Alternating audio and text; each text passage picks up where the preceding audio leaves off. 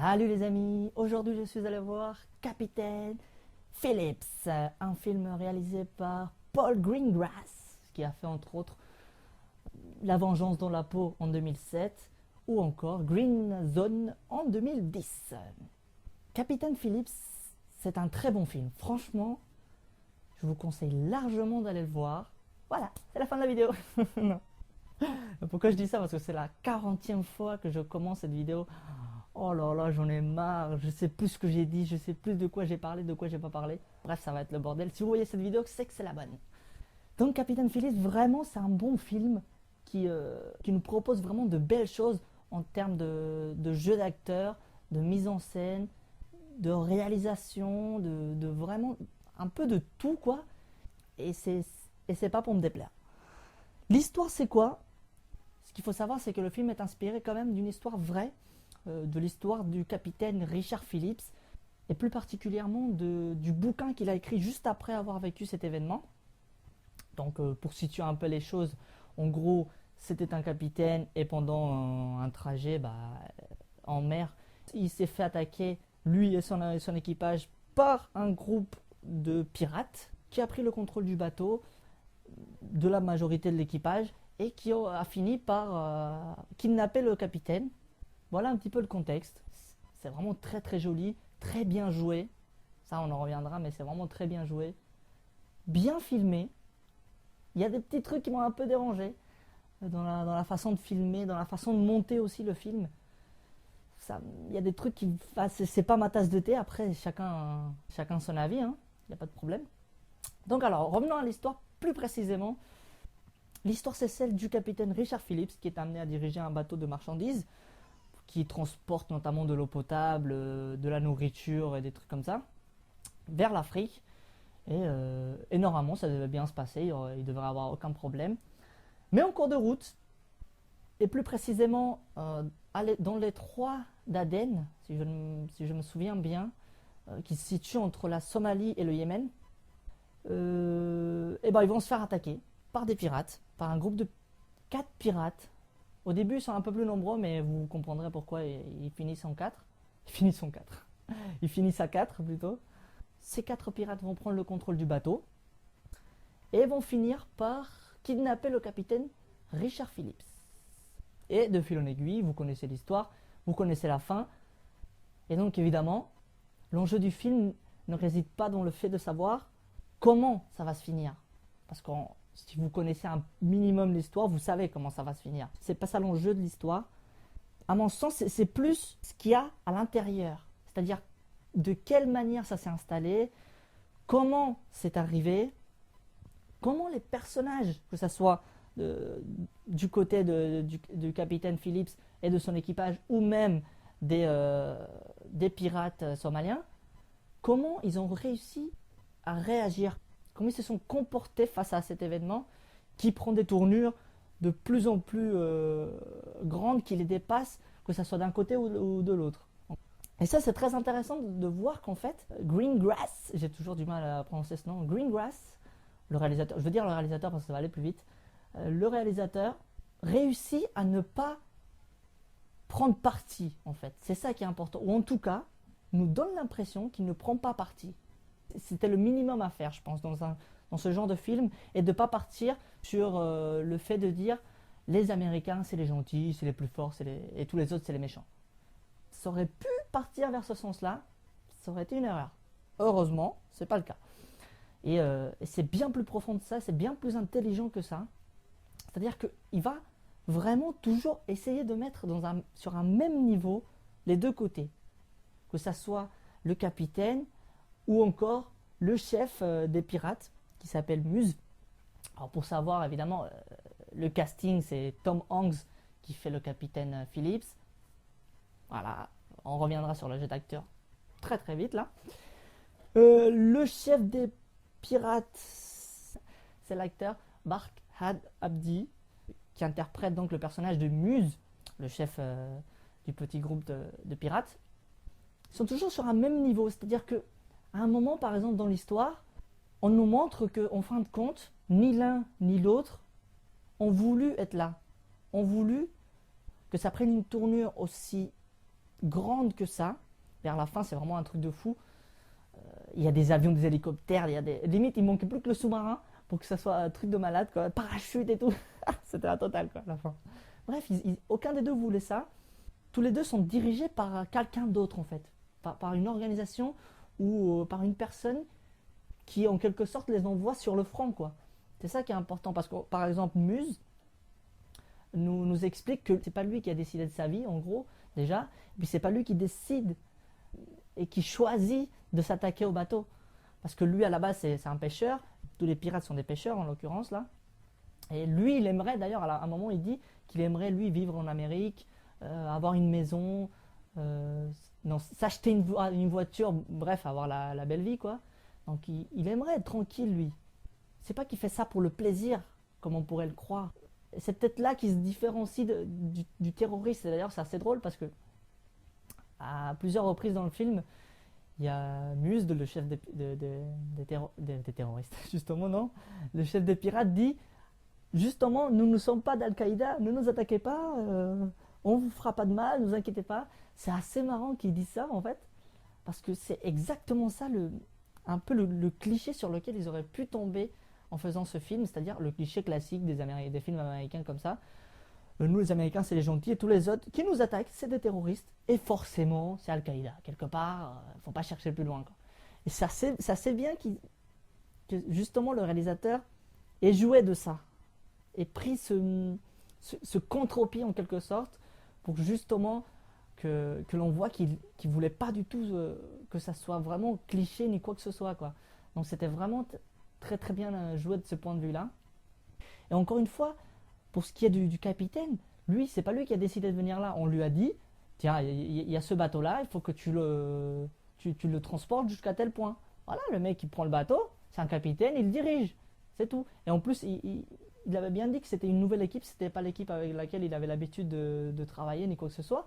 Donc voilà, vraiment, aucun des deux n'ont eu le choix de se retrouver là où ils étaient vers la fin du film. Donc c'est assez bien qu'ils les mettent tous sur la même piédestal et qu'il n'y ait pas de supériorité d'un côté plus que de l'autre.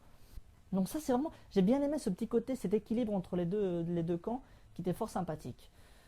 Ensuite, évidemment, le jeu d'acteur. Ça, franchement, on va pas rester très longtemps là-dessus parce que je trouve que c'était tellement bien joué. Vraiment, ça fait plaisir de voir enfin... Depuis un petit moment, j'avais pas eu un film comme ça qui me transportait autant par le jeu d'acteur. Rien qu'avec le jeu d'acteur, c'était énorme. On avait l'impression d'y être, quoi. On avait l'impression d'être avec eux. On avait l'impression qu'on ressentait ce que eux étaient en train de vivre à ce moment-là. C'était vraiment, mais c'était magnifique, pile ce qu'il fallait. Il fallait le faire quand même. Il fallait le faire surtout pour Tom Hanks. Il y a des moments où franchement, il y a des moments où j'ai la chair de poule, j'ai la larme à l'œil, tellement le mec joue bien. Tellement il nous dit, tenez, ce n'est même plus un personnage, c'est vraiment moi qui me livre, quoi. C'est vraiment, je joue avec les tripes. Ça faisait très longtemps que j'avais pas vu un tel jeu d'acteur. Il n'y a pas que le personnage de Tom Hanks qui joue ça, enfin le personnage de Tom Hanks. Le personnage joué par Tom Hanks, tous les autres personnages du film sont joués vraiment à la perfection. Parce qu'il y a aussi Muse, par exemple, le chef des pirates. Mais ça, c'est juste extraordinaire, comment on s'attache à ce personnage. Voilà un personnage qui à la base pourrait être méchant, qu'on aurait envie de mépriser à la limite. Et ben non, au fur et à mesure de l'avancement de l'histoire, on s'attache à lui. Limite, vers la fin de l'histoire, j'avais plus d'attache envers le personnage de Muse qu'envers le capitaine. Plus on avançait dans l'histoire, plus je me disais, il y avait des moments où je me disais, putain mais il va vraiment crever Phillips, quoi. C'est Capitaine Phillips, il va crever, ma parole. Là je sens qu'il va crever. Et en fin de compte, non, parce que évidemment c'était pas le but, mais il y avait une telle tension dans le jeu, dans la mise en scène, dans l'ambiance qui était développée dans cette histoire et dans la scène en question, qu'on avait vraiment l'impression que le mec allait y rester, quoi. C'était la fin du film. C'était vraiment impressionnant. Sachant que le film dure plus de 2 heures. Il n'y a aucun moment où je me suis ennuyé. Ça, c'est vraiment incroyable. D'ailleurs, pendant presque tout le film, j'avais une sorte de tension. J'étais presque, je sais pas comment pressé, comment stressé.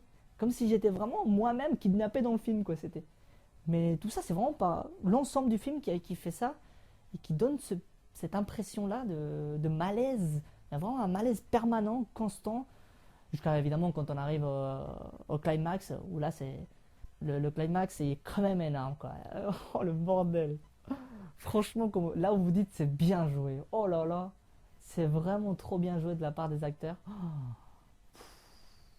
il n'y a rien à dire. Voilà, il n'y a vraiment rien à dire.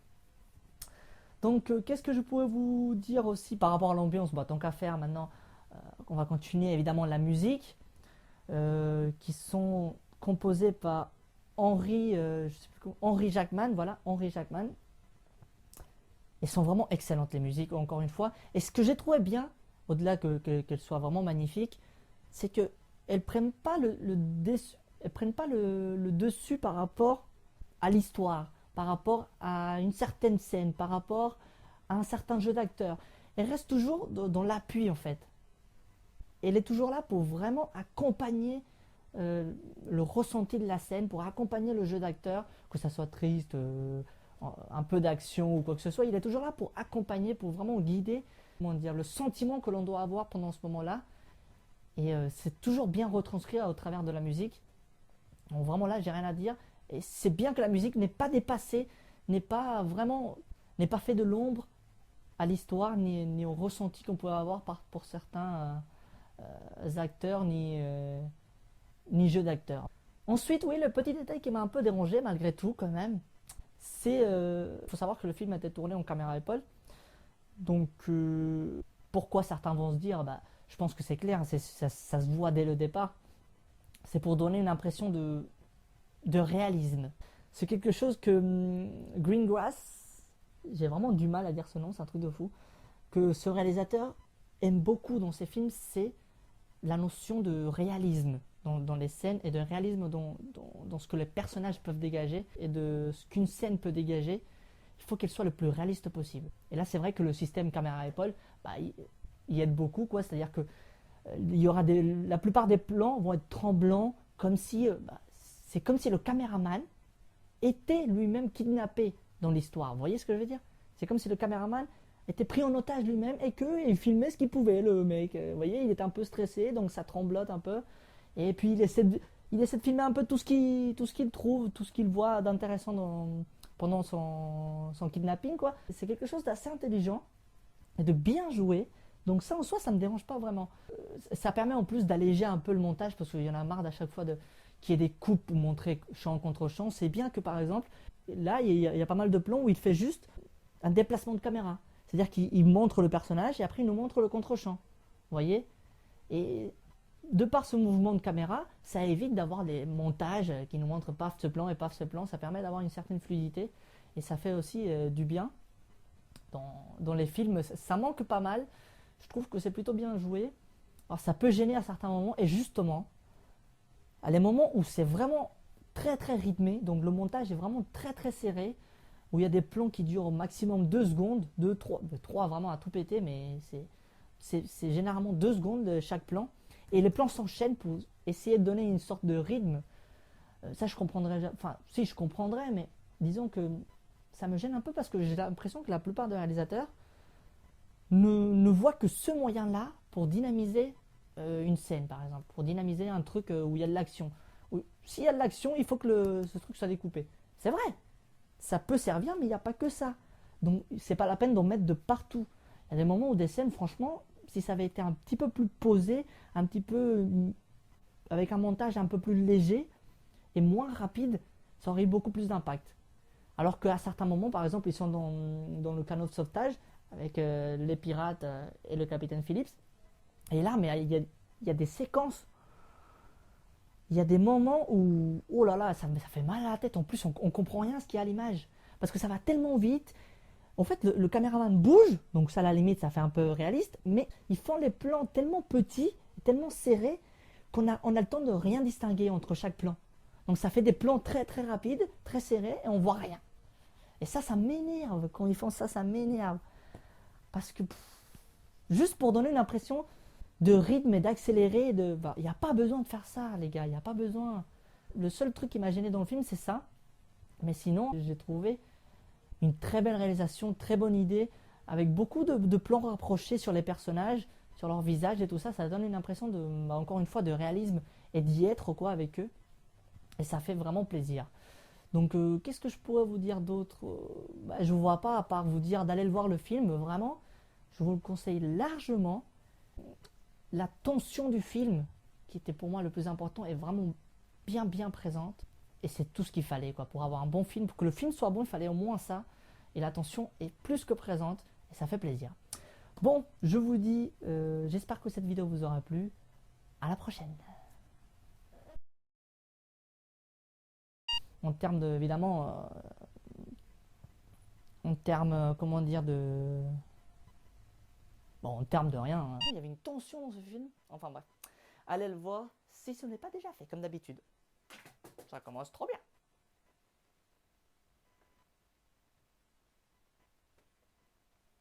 Où est-ce qu'il est parti cette merde?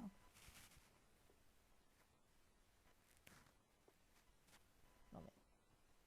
C'est où ma lunette?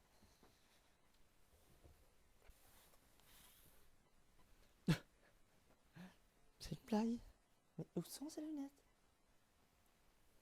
Ah mais lol quoi. Putain, elle nerf là.